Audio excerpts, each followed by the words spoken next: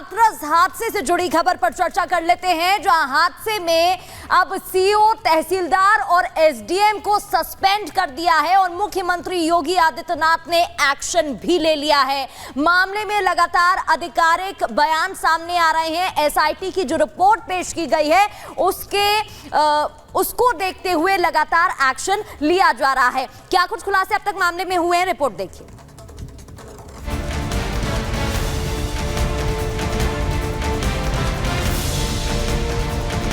जो भी इसके लिए दोषी होगा उन्हें इसकी सजा देना। सीएम योगी ने जो कहा वो किया, कहा कार्रवाई करेंगे तो कार्रवाई भी की। यही स्टाइल है सीएम योगी आदित्यनाथ का। टेबल पर एसआईटी रिपोर्ट आते ही सीएम योगी ताबड़तोड़ एक्शन में आ गए। जो जो दोषी पाया गया उन पर कार्रवाई कर दी। चिन्हित कर एक एक लापरवाह अधिकारी को ब्लैक लिस्टेड कर दिया और साफ संदेश दे दिया कि लापरवाही बिल्कुल बर्दाश्त नहीं की जाएगी। हादसे के बाद से शासन प्रशासन पर उठ रहे सवालों का जवाब सीएम योगी ने अधिकारियों को निलंबित करके दिया। जिस अधिकारी ने अपने काम में कोताही बरती उस पर अब एक्शन हो गया। अभी तक कुल 6 अधिकारियों पर गाज गिरी है, जिसमें एसडीएम सिकंदरा राव, सीओ सिकंदरा राव, थाना अध्यक्ष सिकंदरा राव, तहसीलदार सिकंदरा राव, चौकी इंचार्ज कचौरा, चौकी इंचार्ज पोरा का नाम शामिल है। हाथरस मामले में योगी सरकार ने 8 अधिकारियों को सस्पेंड कर दिया है। एसडीएम, सीओ समेत तमाम कर्मचारियों पर यह एक्शन लिया गया है। दरअसल एसआईटी ने अपनी रिपोर्ट दाखिल कर दी है। इस रिपोर्ट में लापरवाही को बड़ा कारण बताया गया है और जिस तरीके से यह अनुमति दी गई थी, फिजिकली जगह पर जाकर कोई एग्जामिन नहीं किया गया। तमाम इसमें जो अधिकारी थे उन्होंने जाकर जगह को नहीं देखा। एसडीएम को लेकर इस बारे में सवाल किया गया। इसके साथ ही तमाम दूसरे अधिकारियों पर भी अपनी टिप्पणी जांच टीम ने की है। इसके साथ ही जो साजिश की बात है उसको भी नहीं नकारा है टीम ने। साजिश की बात की, जांच की बात भी कही है, कार्रवाई कर दी गई है। इसके अलावा जो टीम है उसने तकरीबन 4 से 5 दिन का समय लिया। फिजिकली अलग अलग जगहों पर गई, घटनास्थल पर गई, लोगों से अस्पताल में मिली, गवाहों से मुलाकात की और इसके बाद अपनी रिपोर्ट तैयार करके प्रशासन को दी। योगी सरकार ने सख्त एक्शन दिखाया है और अधिकारियों को सस्पेंड कर दिया। दरअसल हाथरस में हुए हादसे के बाद यूपी सरकार ने एसआईटी जांच के आदेश दिए थे। 2 सदस्यीय टीम बनाकर पूरे मामले की रिपोर्ट मांगी थी, जिसके 6 दिन बाद आज आगरा एडीजी अनुपमा कुलश्रेष्ठ और अलीगढ़ की डिविजनल कमिश्नर चैत्रा वी ने रिपोर्ट तैयार कर प्रशासन को सौंपी। इस रिपोर्ट में सत्संग का आयोजन कराने वाली कमेटी और अधिकारियों की लापरवाही सामने आई। रिपोर्ट के मुताबिक हादसे के लिए कार्यक्रम आयोजक जिम्मेदार है। आयोजकों की लापरवाही से ही हादसा हुआ। आयोजकों ने भीड़ बुलाकर पर्याप्त इंतजाम नहीं किए। आयोजन से जुड़े लोग खुद अव्यवस्था फैलाने के दोषी हैं। आयोजकों ने तथ्य छिपाकर आयोजन की अनुमति ली, लेकिन अनुमति की शर्तों का अनुपालन नहीं किया। वहीं अधिकारियों ने आयोजन को गंभीरता से नहीं लिया। वरिष्ठ अधिकारियों को पूरी जानकारी नहीं दी। कुल मिलाकर 2 जुलाई से जिस हादसे की जांच चल रही थी उसकी आज लापरवाह अधिकारियों तक पहुंच गई है।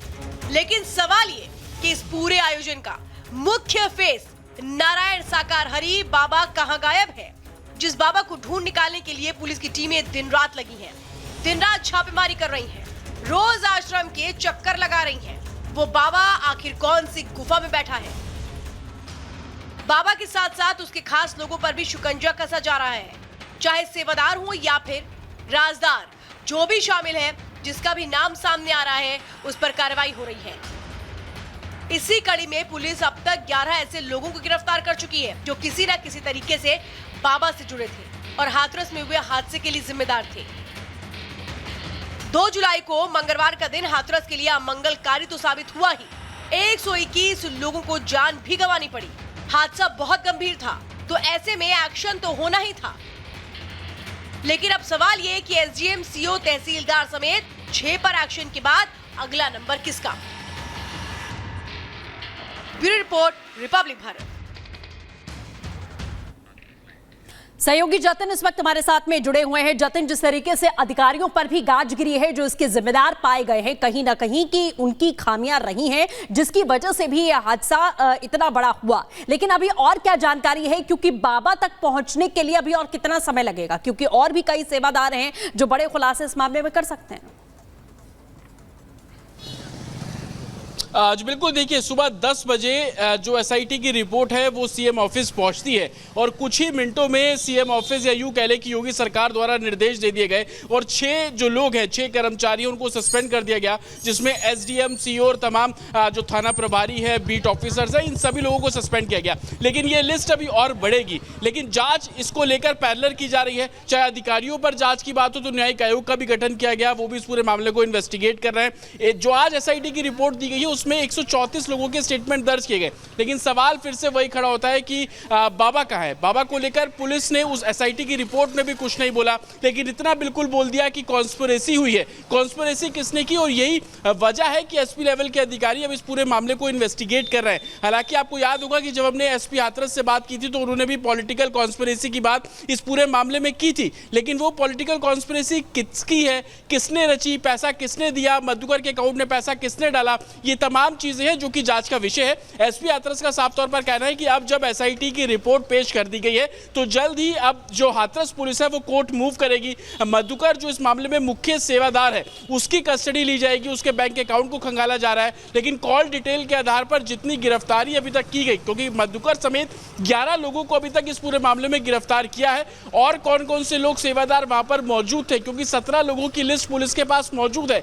एक तरफ मधुकर की कस्टडी का ग्राउंड अब पुलिस तैयार कर रही है, दूसरी तरफ जो बाकी के सेवादार हैं उनकी जवाबदेही कितनी है, इस मामले में आने वाले दिनों में और भी गिरफ्तारी की जाएगी। लेकिन सबसे बड़ी बात, सीएम योगी ने बोला था कि जो भी दोषी होंगे, जिनकी खामी पाई जाएगी, उनके खिलाफ कार्रवाई की जाएगी, और उसी कड़ी में आज 6 लोगों को सस्पेंड किया गया। लेकिन आने वाले दिनों में ये गाज कुछ और लोगों पर भी गिरती हुई आपको नजर आएगी। साफ तौर पर ये वो लोग होंगे जिनकी जिम्मेदारी थी लेकिन वो मैनेज नहीं कर पाए। आप इसी बात से समझिए कि एसडीएम का एक तरीके से सस्पेंशन किया गया, वो मौके पर मौजूद थे, उनका कसूर इतना था कि उन्होंने अपने सीनियर ऑफिसर्स को इस मामले में ब्रीफ नहीं किया।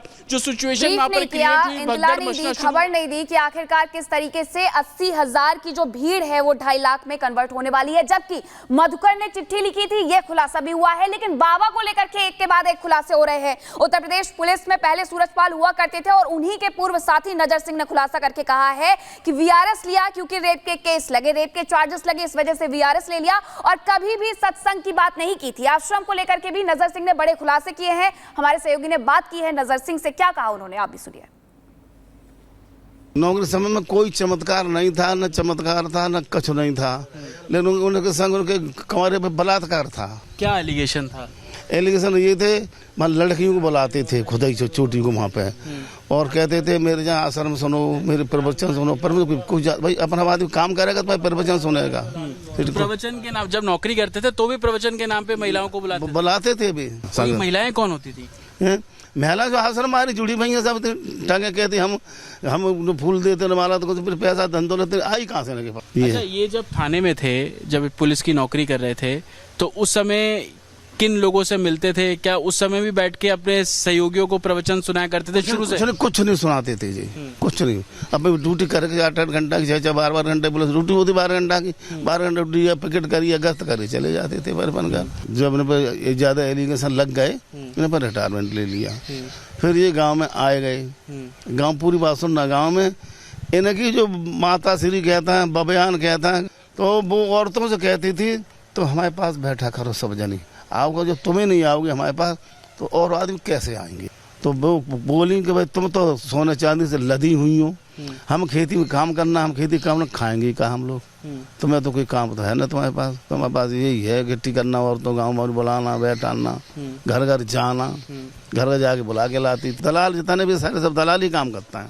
लॉकेट और ये फोटो बिक जाते थे, कम से कम 1 करोड़ बिक जाते हो। और आज यहाँ पे लिस्ट न देखी हो, आपने देखी हो, लिस्ट दानदाताओं की निकाल दी गई। वहाँ में 500 रुपये 1000 तक की कोई गिनती नहीं है। वहाँ में तुम्हारा नाम नहीं लिखा जाएगा तो 500 1000 तो नहीं लिखा जाएगा। अब 1000 से ऊपर चलो तो तुम्हारा नाम लिखा जाएगा। जमीन ठीक है, वहाँ जमीन काफी है, जमीन वहाँ अंदर हॉल टॉप की है, हॉल टॉप बनी हुई है। किसी को अलाउ नहीं अंदर जाने अलाउ नहीं, कोई भक्त नहीं, कोई आम आदमी नहीं जाए, कोई नहीं जाएगा। और वहीं से ये माथा टेक के चले आओगे, और मैं गढ़ खड़े होंगे ना, दरवाजे तक नहीं जाने देंगे, डंडा लाए खड़े, और डंडा ले आदमी आ जाओ तो डर बढ़ जाता है। पेंकार में गंगा जल, हमारा जल तो है ना, पानी कर रहा है, सब नहा रहे हैं, सब पानी पी रहे हैं।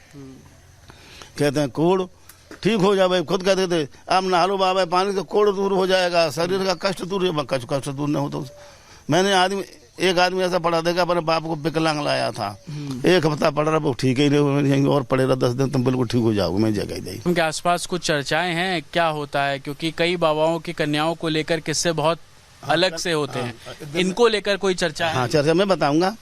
मैं आया था छुट्टी, जहाँ साज बज रहा था बढ़िया, मुझे देखे क्या हो रहा है, तो संगम में भी घुस गया, तो लोनियाँ नाच रही थी वहाँ पे। माता श्री कहते हैं कि बबियान में बैठी थी, लोनियाँ नाच रही थी, खूब पहले गा रही थी गाना अंदर जहाँ पे घुसे हुए रसोई बनी है, था जहाँ एक मंच सा बना हुआ है साइड पे, मंच बिगड़ गया हुआ, न बिगड़े में तो घसा नहीं बहुत दिनों से, तो वहाँ पे बैठते थे बनी कुर्सियों पे, और लोग नाचती थी मैदान में खूब, और उनके गीत गाती थी।